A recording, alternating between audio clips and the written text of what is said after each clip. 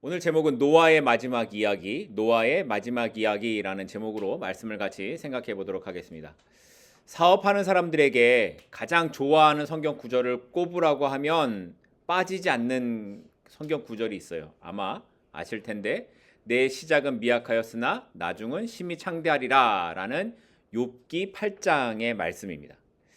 물론 이건 하나님이 말씀하신 게 아니고 욥의 친구였던 빌닷이 욥을 책망하면서 했던 말이지만 굉장히 말이 좋죠. 그래서 사람들이 좋아합니다. 자, 그러면 사람들이 이 성경 구절을 왜 좋아할까요? 왜냐하면 우리의 기대는 지금보다 나중이 좋아지는 것에 있기 때문에 그렇습니다. 예를 들어서 젊었을 때는 잘 살았는데 나이 들어서 힘들고 어렵게 사는 게 좋겠습니까? 아니면 젊었을 때는 힘들었지만 나이 들어서 평안한 삶을 사는 게 좋겠습니까? 아마 후자일 것입니다.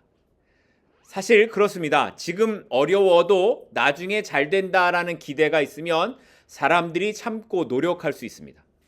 마찬가지로 나이가 들어갈수록 삶이 나아지고 인격도 성숙해져서 나이처럼 어른이 되어가는 것을 우리는 기대하며 살아갑니다. 나이가 들었는데도 여전히 과격하고 매너도 없고 배려도 못하는 그런 사람이라면 아마 아무도 그런 사람과 함께 하려고 하지 않을 겁니다. 그래서 우리는 나이가 들어갈수록 우리의 삶이 마지막을 향해 갈수록 편안해지고 성숙해지는 그런 삶을 생각하게 되는 것 같습니다. 그런데 오늘 본문에 등장하는 노아의 마지막 모습은 지금까지 그가 살아왔던 모습과는 많이 다른 그런 모습으로 등장하고 있는 것을 우리가 보게 됩니다. 자, 오늘 말씀을 우리가 계속 살펴보겠습니다. 지난주에 살펴본 것처럼 방주에서 나와 하나님께 제단을 쌓은 노아와 그의 아들들 누구죠? 셈, 함, 야벳, 그리고 그의 아내들까지 전부 몇 명일까요? 8명의 사람들은 앞으로 살아가기 위한 방법을 찾아야만 했습니다.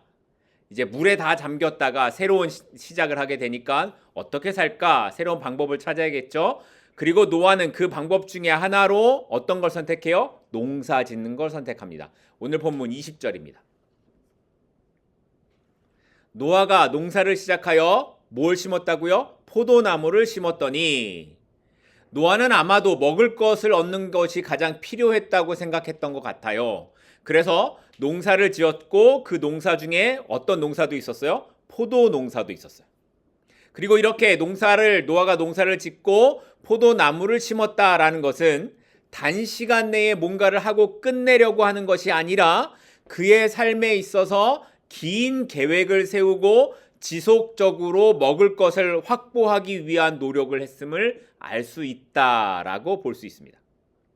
노아와 그의 가족들은 홍수의 심판에서 구원을 받았지만 그것이 앞으로 너는 이제 구원을 받았으니 아무것도 안 해도 돼, 아무것도 안 해도 살아갈 수 있다라는 것을 의미하는 것은 아니었습니다. 더군다나 하나님의 말씀처럼 생육하고 번성하게 될 것이다 라는 말씀을 들었다고 해서 그것이 아무것도 하지 않아도 된다라는 것을 의미하는 것이 아니라 주어진 삶의 현실 속에서 구원을 받았지만 앞으로 땀을 흘리고 일을 하며 또한 삶에 대한 계획을 하면서 살아가야 된다라는 것을 보여주고 있는 말씀이라는 거예요. 우리도 그렇습니다. 우리가 구원을 받았다라고 하는 것은 이제 세상에서 살아가는 것이 이 세상과 아무런 상관도 없이 그냥 오로지 교회 생활만을 하는 것이 중요하다라는 것을 말하는 게 아닙니다. 예수 그리스도 안에서 구원에 대한 확실한 믿음을 갖게 되었어도 여전히 우리는 하나님의 말씀, 뭘까요? 생육하고 번성하는 삶, 그러니 주어진 삶의 시간을 잘 보내야 한다라는 것을 의미하고 있습니다.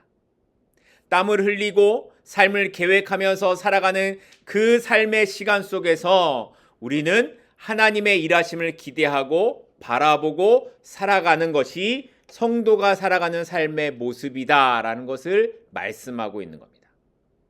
노아와 그의 아들들이 살았던 것처럼 우리도 그렇게 구원받은 삶의 모습은 이 땅에서 잘 살아가는 것이라는 것을 보여주고 있는 거죠. 자, 그런데 이렇게 농사짓고 살아가던 노아에게 어느 날 문제가 생겼습니다. 오늘 본문 21절입니다. 포도주를 마시고 취하여 그 장막 안에서 벌거벗은지라. 노아가 어떤 모습을 보여주고 있습니까? 포도주에 취해 장막 안에서 벌거벗었다라는 겁니다. 아마도 홍수 이후에 시간이 꽤 흘러서 이제는 모든 것이 자리도 잡고 농사도 잘 되었던 그러던 어떤 날에 노아가 포도주를 너무 많이 먹어 취했던 것으로 보여집니다. 노아가 취했다. 근데 여기서 끝나지 않죠? 그리고 벌거벗었다. 그의 수치를 드러내었다라는 겁니다. 근데 여러분, 노아가 어떤 사람입니까? 창세기 6장 9절을 보면 노아는 의인이고 완전한 자이며 하나님과 동행했던 사람이라고 기록합니다. 그리고 노아는 120년 동안 사람들이 뭐라고 말을 해도 심지어 아무런 하늘의 징조가 보이지 않아도 하나님의 말씀만 믿고 방주를 지었던 사람입니다. 그리고 우리가 살펴봤던 것처럼 방주에서 노아가 나오는 그 순간까지도 그는 하나님의 말씀에 따랐던 사람이었습니다. 그런데 그런 노아가 지금 술에 취해 벌거벗은 채로 자신의 수치를 드러내고 있는 겁니다. 어떠세요? 노아의 이야기에 뭔가 어울리지 않는다라는 생각이 들지 않으십니까? 그렇게 지금까지 믿음의 길을 걸어왔던 사람이 하나님의 심판 가운데서도 하나님의 인정을 받았던 노아의 모습이 성경에서 보니까 그의 생의 마지막 부분에서 어떻게 나타납니까? 술에 취해 자신의 수치를 드러내는 낯설은 모습으로 기록되고 있습니다. 제가 볼 때 어쩌면 노아를 좀 더 잘 묘사하려고 한다고 하면 이런 기록을 하는 것보다 이 기록은 빼는 게 더 멋져 보일 겁니다. 그런데도 왜 성경은 그의 노아의 생의 마지막 부분을 이렇게 실수했던 장면으로 끝이 나고 있는 걸까요? 노아의 기록은 오늘 여기서 끝이 납니다. 노아의 마지막이 이렇게 끝이 나죠. 왜 노아의 마지막이 이렇게 그의 실수한 장면으로 끝을 맺고 있는 걸까요? 제가 생각해 본 이유는 이렇습니다. 첫 번째 이유는 이 사건을 통해 성경은 노아도 우리와 같은 사람이었다라는 것을 보여주고 있는 겁니다. 만약에 노아가 실수도 없이 정말 완벽한 사람으로 끝이 났다면 여러분 어떤 마음이 들 것 같습니까? 아마 우리는 이렇게 생각할 거예요. 노아는 나하고 다른 사람이야. 노아 정도 되니까 방주를 만들고 하나님의 말씀에 순종하는 삶을 살았겠지. 그런데 나는 노아와 다르잖아. 나는 안 돼. 이런 생각을 했을 겁니다. 그러니까 노아의 모습이 대단하다고는 여겨지지만 그건 나하고는 먼 이야기. 내가 그렇게 살아갈 만한 사람이 아닌 것으로 생각하고 그 삶이 나와는 관계없는 것이다 라고 생각했을 것입니다. 왜 그렇습니까? 우리의 모습을 보면 우리는 지난 한 주간 동안에도 죄에 물들어 있었고 때때로 실수를 저지르는 정도가 아니라 실수투성이의 삶을 살아가기 때문이라는 거예요. 그렇죠. 여러분 그렇지 않으십니까? 그런데 노아도 그런 사람이었다라는 걸 성경이 오늘 우리에게 보여주고 있어요. 노아도 우리와 똑같이 불완전한 존재로 실수하고 수치를 드러내는 행동도 하는 사람이었다라는 거예요. 그런데 그럼에도 불구하고 하나님께서 그런 노아를 어떻게 보셨습니까? 그를 의로운 자로 여기셨습니다. 그러니까 노아가 완벽했기 때문이 아니라 그가 하나님의 주권 아래에 있을 때에 자신의 연약함에도 불구하고 그가 살아갈 수 있는 힘과 은혜가 그에게 있었다라는 것을 보여주고 있는 거예요. 그가 잘해서가 아니라 그가 잘 믿어서가 아니라 하나님이 그를 붙잡아 주셨을 때에 그가 실수하지 않고 믿음 가운데 살아가는 그런 삶을 살았다라는 거죠. 그렇기에 우리가 아무리 신앙적으로 성공한 것 같아 보여도 어떤 때는 나의 모습을 보면서 내가 정말 잘 살아가고 있어 라는 생각이 드는 그런 순간에도 우리가 기억해야 하는 것은 우리의 본질은 죄와 연약함 가운데에 있다라는 사실입니다.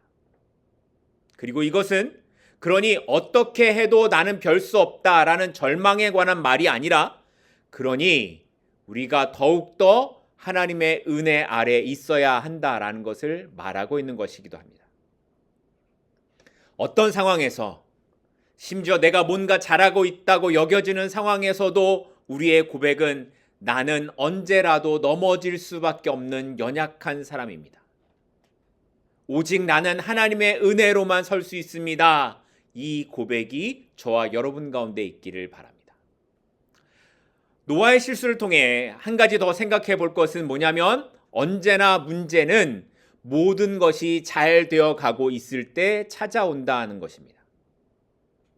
노아는 홍수 이전까지 하나님의 말씀대로 잘 살아왔고 그렇게 살아야 했습니다. 그런데 새로운 땅에서 안정과 평안이 찾아오자 그는 긴장을 놓고 자기가 하고 싶은 욕구대로 살았습니다. 그런데 그때가 노아에게 가장 위험한 시기였다라는 겁니다. 우리가 하나님의 뜻을 따라 살려고 하는 시간은 대부분 우리가 어려운 시간 속에 어려운 상황 속에 놓여 있을 때입니다. 하지만 우리가 원하는 대로 삶이 되어져 가고 모든 것이 편하구나 하는 시간을 지나가게 되면 어김없이 사탄은 우리의 마음을 흔들어 버립니다. 노아가 그랬고 하나님의 마음에 합했던 왕 다윗도 그랬습니다. 그래서 신명기 8장 10절부터 14절 말씀을 보면 이렇게 말씀하고 있습니다. 네가 먹어서 배부르고 아름다운 집을 짓고 거하게 되며 네 소와 양이 번성하며 내 은금이 증식되며 네 소유가 다 풍부하게 될 때에 그때에 내 마음이 교만하여 내 하나님 여호와를 잊어버릴까 염려하노라. 이처럼 모든 사람은 풍요로움과 편안함 속에 살아가게 되면 하나님을 멀리하고 죄에 빠지기 쉽습니다. 모든 사람이 그렇습니다. 모든 사람이. 노아도 그랬고요. 그렇게 대단한 다윗도 그랬고요. 솔로몬도 그랬고요. 다 그랬습니다. 그런데 그렇게 믿음의 삶을 살았던 사람들이 그랬다면 저와 여러분은 어떻겠습니까? 하나님께서 우리에게 은혜를 주셔서 이제는 되었다, 이제는 편안하다라고 여겨질 때가 있습니다. 좋은 학교에 들어가고 직장에서 승진을 하고 가정이 평안하고 자녀들도 잘 되고 사업도 승승장구하면 그때가 되면 어떤 때라는 것을 알라는 거예요? 이제 너도 나도 노아처럼 다윗처럼 넘어질 수 있겠구나를 알라는 겁니다. 하나님을 향한 마음을 잃어버리기가 너무 쉽다라는 것을 알라는 겁니다. 그러니 여호와를 잊어버리는 길에 서지 않도록 그때에 우리가 하나님과의 관계 안에서 더 긴장해야 한다라는 것을 말씀하고 있는 것입니다. 나에게 주어진 것이 하나님의 은혜임을 기억하십니까? 그렇다면 더 하나님 앞에 가까이 나아가는 삶, 하나님만을 붙잡고 살아가려고 몸부림치는 그런 삶이 필요하다라는 것을 오늘 노아를 통해 우리에게 말씀해 주고 있는 것입니다. 여러분의 삶이 좀 더 나아지면, 여러분의 삶이 좀 더 편안해지면 그러니 더 몸부림쳐야 합니다. 하나님의 은혜 아래서 떠나가지 않도록 하나님의 다스림 안에 있는 것을 느끼며 살아가도록 더 몸부림치며 살아가겠다라고 그렇게 다짐하고 결단하는 우리 모두가 되기를 바랍니다. 이렇게 술에 취한 노아가 벌거벗은 몸으로 자기 장막 안에서 이제 잠을 자고 있었는데 이때 이런 노아의 모습을 누가 보게 되었는가? 오늘 22절 말씀에서 이렇게 말합니다. 가나안의 아버지 함이 그의 아버지의 하체를 보고 밖으로 나가서 그의 두 형제에게 알림해. 누가 봤다고요? 노아의 모습을 함이 봤습니다. 사실 그런데 노아가 자기 장막에서 이러고 있잖아요. 자기 장막에서 벗은 몸으로 잠이 들었다라고 하면 아무도 안 봤으면 그냥 넘어갈 수도 있었던 일 아닐까요? 아침에 노아가 일어나 봤더니 술에 깨서 봤더니 내가 너무 취해서 다 벗고 잤네? 그러면 그냥 끝날 수도 있는 일이었죠. 그런데 이걸 누가 봤어요? 아들 함이 봤어요. 그리고 나가서 두 형제에게 이야기를 했다라는 거예요. 다른 두 형제에게.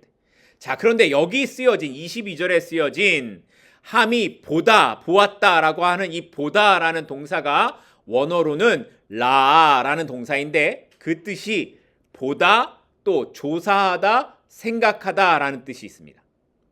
그러니까 함이 아버지 노아의 벌거벗은 몸을 그냥 보고 스쳐가듯이 이렇게 지나간 것이 아니라 어떻게 했다라는 거예요?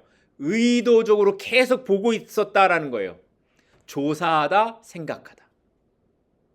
의도적이고 고의적인 시선으로 아버지의 벌거벗은 몸을 보고 그걸 나가서 형제들에게 이야기를 했어요. 어떤 마음이 있는 거예요? 아버지를 조롱하는 마음이 있는 거예요. 그것을 두 형제에게 알려서 함께 아버지를 우습게 만들려고 했다라는 거예요. 아마 함의 생각에는 두 형제들도 그 말을 들으면 자기와 함께 맞장구를 치며 좋아할 거라고 생각했던 것 같습니다. 여러분, 사람들은 보통 타인의 실수와 허물을 드러내고 헐뜯는 데에 끌리는 경향이 있습니다. 그렇지 않으세요? 누가 와서 다른 사람이 저 사람 정말 대단해, 저 사람 정말 잘하는 것 같아, 이런 이야기를 하면 거기에 마음이 끌립니까? 아니면 저 사람 별로야, 이렇게 말하는 거에 마음이 더 끌리십니까? 이런 거에 대표적인 게 있죠. 한국 사람들도 잘하지만 다른 나라 사람도 잘하는 것 같아요. 뒷담화. 이게 사람의 본성인지라 뒷담화처럼 즐겁고 재미있는 게 없는 것 같습니다. 왜 그렇습니까? 우리의 마음에 있는 질투와 교만 또는 정죄하는 마음이 다른 사람의 잘못을 드러내면서 나의 뭘 드러내는 거예요? 나의 우월함을 드러내고 자꾸만 마음속에 그런 것들을 부추기기 때문입니다. 심지어 교회 안에서도 이런 일이 일어나죠. 오늘 임집사님이 기도했는데 두세 사람이 내 이름으로 모인 곳에 내가 그들과 함께 한다고 하나님이 말씀하셨는데, 교회 안에서 두세 사람이 모이면 뭐 합니까? 뒷담화합니다. 두세 사람이 모여서 기도하는 게 아니라 다른 사람의 실수와 허물을 드러내는 이런 모습들이 너무 많이 일어나요. 하나님이 기뻐하시는 것이 분명히 아님에도 불구하고 우리 안에 악한 마음들이 이런 것들을 즐거워한다라는 거예요. 하지만 함의 말을 들은 다른 두 형제의 반응은 함과 아주 달랐습니다. 23절 말씀입니다. 셈과 야벳이 옷을 가져다가 자기들의 어깨에 메고 뒷걸음쳐 들어가서 그들의 아버지의 하체를 덮었으며 그들이 얼굴을 돌이키고 그들의 아버지의 하체를 보지 아니하였더라. 노아의 다른 두 아들 셈과 야벳은 함과는 처음부터 행동이 달랐습니다. 그들은 아버지의 하체를 보지 않기 위해 뒷걸음으로 장막에 들어가죠. 그리고 겉옷을 벗어서 아버지의 하체를 덮었습니다. 아예 이 두 사람은 처음부터 셈의 말이 이 함의 말이 맞는지 확인할 생각도 하지 않고 그냥 옷을 덮고 나온 거예요. 이 둘은 함이 말한 것에 대한 호기심보다 아버지를 존중하는 마음이 더 컸던 것이고, 나중에 아버지가 이런 사실을 알게 되었을 때에 수치스러운 마음을 느끼지 않도록 하는 것이 중요하다고 생각했던 것 같습니다. 어느 나라든지 선거 때가 되면 사람들이 가장 많이 하는 선거운동 방법이 뭐예요? 네거티브 선거입니다. 상대방 후보의 약점을 공격하는 거죠. 세상에서 이기는 방법은 다른 사람의 실수나 잘못을 드러내서 그를 넘어뜨리게 하는 겁니다. 다른 사람의 실수나 잘못을 나의 기회로 만드는 것이 세상의 방법이에요. 그러면 하나님께서 원하시는 방법은 어떤 걸까요? 하나님이 우리에게 보여주시는 방법은 뭐예요? 하나님께서 우리의 죄를 어떻게 덮으셨습니까? 예수 그리스도의 피 흘리심으로, 그 사랑으로 우리의 죄를 덮으셨습니다. 하나님께서 아담과 하와의 수치를 어떻게 하셨습니까? 아담과 하와가 죄로 인해 자기의 벗은 것, 부끄러움을 보고 나뭇잎으로 가렸을 때에 하나님께서 그 수치를 덮어주시기 위해 동물을 잡아 가죽옷을 주셨습니다. 하나님께서 우리에게 보여주시는 것은 우리의 수치를 드러내어서 너는 이렇게 나쁜 놈이야 라는 것을 강조하시는 것이 아니라 우리의 죄를 덮어주시고 용서해 주시는 것에 있다는 겁니다. 그러니까 성도는 다른 사람의 실수를 드러내기보다 그것을 덮어주고 그 사람의 자존감을 지켜줘야 한다는 거예요. 교회와 성도는 드러내는 것보다 덮어주는 사랑이 필요합니다. 물론 죄에 대해 정확하게 지적할 수 있는 공의가 있어야 하지만 사랑이 빠진 공의는 그냥 재판으로밖에 끝날 수밖에 없는 것입니다. 그러니 우리가 누군가를 지적할 때에 그 안에 반드시 뭐가 있어야 돼요? 덮어주는 사랑이 있어야 돼요. 우리가 누군가의 잘못에 대해 이야기할 때에 그 안에 기준에는 그를 사랑하는 마음이 있어야 한다는 것입니다. 결국 이렇게 다음날 술에서 깬 노아는 함이 자신의 수치를 떠벌렸던 것과 또 셈과 야벳이 자신의 수치를 가렸던 이 모든 것을 알게 되었고 그것에 따라 축복과 저주를 선포합니다. 자, 그런데 오늘 말씀을 자세히 보시면 여기에 의문이 한 가지 생겨요. 25절 말씀입니다. 이 노아가 저주하는 장면에 뭔가 이상한 것이 있어요. 25절입니다. 이에 이르되 가나안은 저주를 받아 그의 형제의 종들의 종이 되기를 원하노라. 자, 누가 잘못했습니까? 함이 잘못했죠. 노아가 그러면 누구를 저주해야 되죠? 함을 저주해야 되죠. 그런데 지금 25절을 보면 노아가 누구를 저주하고 있습니까? 가나안은 저주를 받아 라고 얘기해요. 갑자기 가나안이 튀어나왔어요. 이 가나안이 누구길래? 가나안이 누굴까요? 함의 아들입니다. 그러니까 가나안은 노아의 손자라는 거예요. 자, 그러면 왜 노아는 함이 아니라 가나안을 저주했던 걸까요? 유대 전승에 따르면 가나안이 먼저 할아버지 노아의 수치를 보고 아버지 함에게 알렸고 함은 이를 형제들에게 전하며 노아의 부끄러움을 가십거리로 만들었다라고 말합니다. 그러니까 할아버지의 수치를 드러낸 첫 번째 사람이 가나안이라는 거죠. 노아 전승에 따르면 그렇다는 거예요. 그래서 노아가 자신의 수치를 드러낸 이 손자 가나안에게 저주를 했다고 해석할 수 있는 겁니다. 자, 그러면 이런 이야기를 들은 여러분은 이 말이 이해가 되십니까?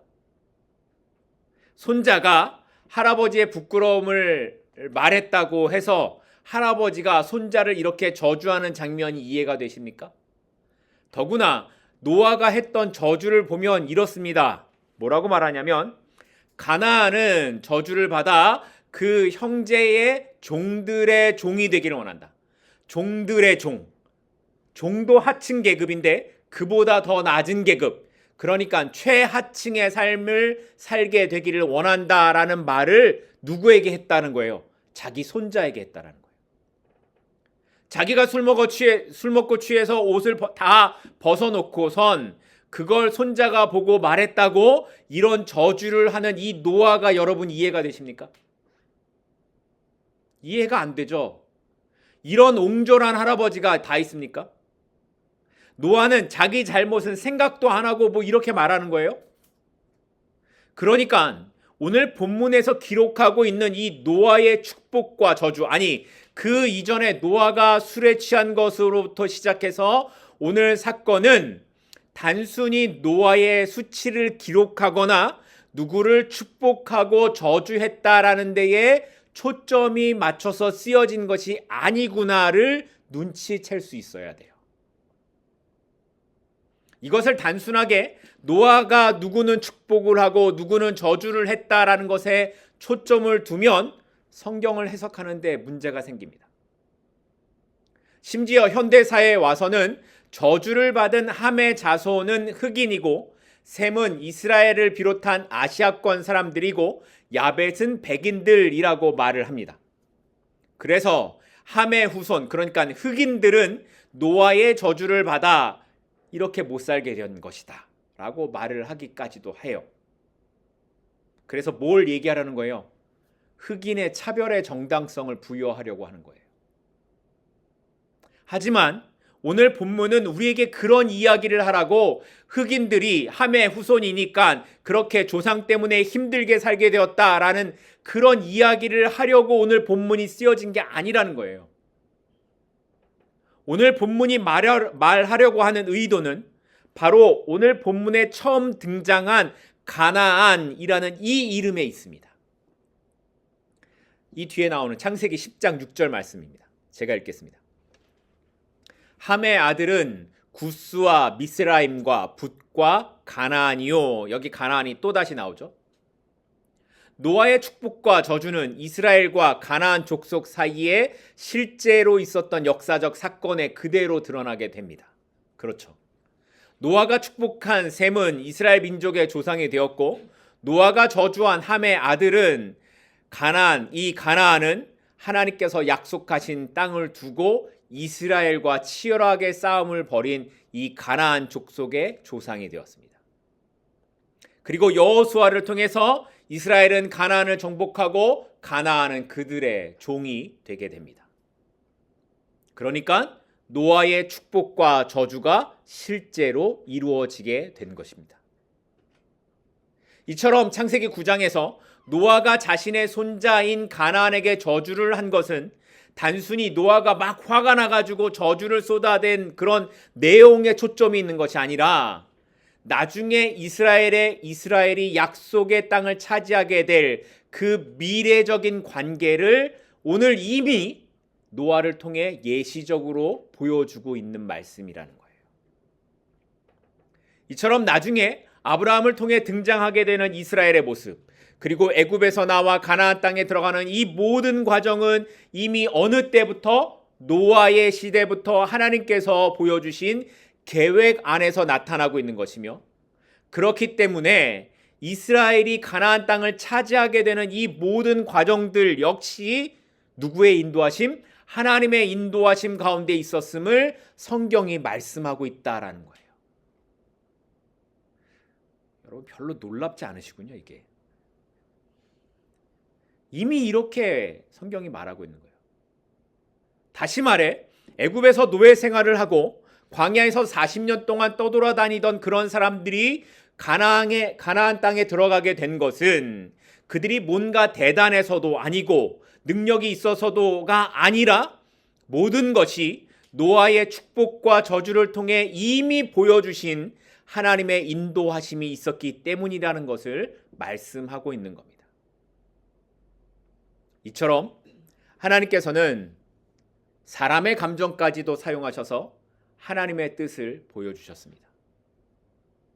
마치 노아의 분노로 인해 가나안에게 저주를 하고 셈과 야벳은 축복을 하는 것처럼 보여지지만 하나님의 일하심은 노아의 감정까지도 사용하셔서 하나님의 계획을 예시하고 계신다는 것입니다. 우리의 삶에서도 하나님은 이렇게 일하십니다. 우리가 알지 못하지만 나는 분명히 내가 하고자 하는 것을 하고 있는데도 그 가운데서도 하나님의 일하심이 좋은 면으로 혹은 나쁜 면으로 나타날 수 있다는 겁니다. 우리가 전혀 알 수 없는 그때에도 하나님의 일하심이 이렇게 나타난다라고 하면 그럼 우리는 어떻게 살아가야 하겠습니까? 우리는 종종 현재의 삶 속에서 나의 선택과 감정이 전부라고 생각할 수도 있을 겁니다. 내 결정과 행동이 모든 결과를 좌우한다고 믿으면서 살아갈 수도 있습니다. 하지만 하나님은 우리의 감정과 선택조차도 하나님의 계획 안에서 사용하고 계심을 우리가 믿으며 살아가야 합니다. 마치 노아의 분노와 축복이 하나님의 뜻을 이루어가는 데 쓰였던 것처럼 우리의 실수와 실패, 성공과 기쁨까지도 모든 것이 다 하나님의 계획과 섭리 안에 있다는 것입니다. 그리고 그것이 바로 우리를 겸손하게 하고 하나님의 인도하심을 더욱 신뢰하게 만드는 이유입니다. 그러므로 우리는 하나님의 일하심을 신뢰하며 살아가야 합니다. 우리 눈에 보이는 것이 때로는 혼란스럽고 이해되지 않는다고 하더라도 하나님께서 그 모든 것 가운데 하나님의 뜻을 이루어 가심을 믿으면서 살아가십시다.